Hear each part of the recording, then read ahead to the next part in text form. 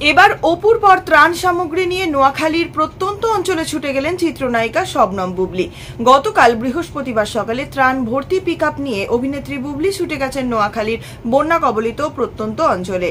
এই জেলার সেনবাগ, বাংলা বাজার, চাটখিল, বেগমগঞ্জ, সোনাইমুড়ি সহ বেশ কিছু এলাকায় নৌকাযোগে ত্রাণ বিতরণ করেন তিনি। বন্যার্তদের মধ্যে ত্রাণ বিতরণের সময়ে তোলা কিছু ছবি নিজের ফেসবুকে শেয়ার করেছেন চিত্রনায়িকা বুবলি। তাতে ত্রাণ গ্রহণকৃত অসহায় মানুষের ছবি ব্যবহার করেননি তিনি। সেই পোস্টে বুবলি লিখেছেন, বন্যার্ত মানুষগুলোকে কাছ থেকে দেখে অত্যন্ত কষ্ট বুঝলাম, কষ্টগুলো আরো দ্বিগুণভাবে অনুভূত হলো। আমার মতন করে আমি সব সময় চেষ্টা করি এই ভালোবাসার মানুষগুলোর কাছাকাছি থাকতে, কারণ এটা আমার মানসিক শান্তি।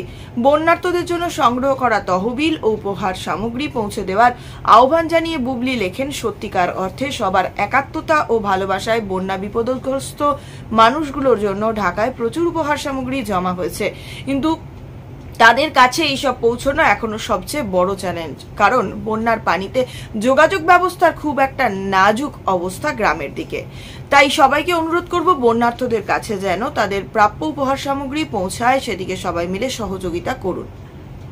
গত কয়েকদিন আগে অপু বিশ্বাস ফেসবুকে ত্রাণ প্রস্তুত করার কিছু ছবি পোস্ট করেছিলেন। ক্যাপশনে তিনি লিখেছেন, মানুষ মানুষের জন্য। সেই পোস্ট নজর কেড়েছে নেটিজেনদের। নায়িকাকে প্রশংসা করেছেন তার অনুরাগীরা। অপু বলেন, দেশের স্মরণকালে সবচেয়ে ভয়াবহ বন্যা দেখা দিয়েছে। কদিন ধরে খুব অস্থিরতায় দিন কাটছে বানভাসী মানুষের কথা ভেবে। কত শিশু, কত নারী, গর্ভবতী, বৃদ্ধ মানুষেরা কত অসহায় দিন যাপন করছেন। তিনি বলেন, বিশেষ করে বাচ্চাদের কথা ভেবে মনটা হাহাকার করছে। সবার কথা মাথায় রেখেই আমার সাধ্য মতন কিছু ত্রাণ পাঠানোর ব্যবস্থা করেছি। যদি এতে একটি মানুষেরও জীবন বাঁচে, সেটাই আমার শান্তি। এদিকে চিত্রনায়িকা মাহিয়া মাহি বলেছেন, নেত্রী নয়, অভিনেত্রী হিসেবে থাকতে চাই। মাহিয়া মাহি অভিনেত্রী থেকে নেত্রী হতে চেয়ে ব্যর্থ হয়েছেন।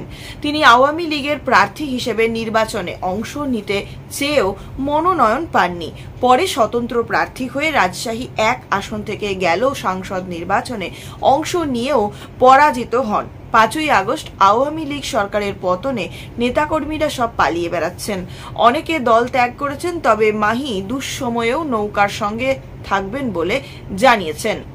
বর্তমানে দেশ চালাচ্ছে অন্তর্বর্তীকালীন সরকার। তাদের কাছে মাহিয়া মাহি তার চাওয়ার কথা জানালেন। বললেন, বর্তমান সরকারের কাছে আমার কিছু চাওয়া আছে। আওয়ামী লীগ, বিএনপি বা অন্য যে কোনো সংগঠনের কর্মীরা যেন ভালোকে ভালো, খারাপকে খারাপ বলার অধিকার পায়। তাদের যেন মত প্রকাশের স্বাধীনতা থাকে। অর্থনৈতিক উন্নয়নের পাশাপাশি দেশের মানুষের মানবিক উন্নয়নেও ভূমিকা রাখতে হবে। বৈষম্য করা যাবে না।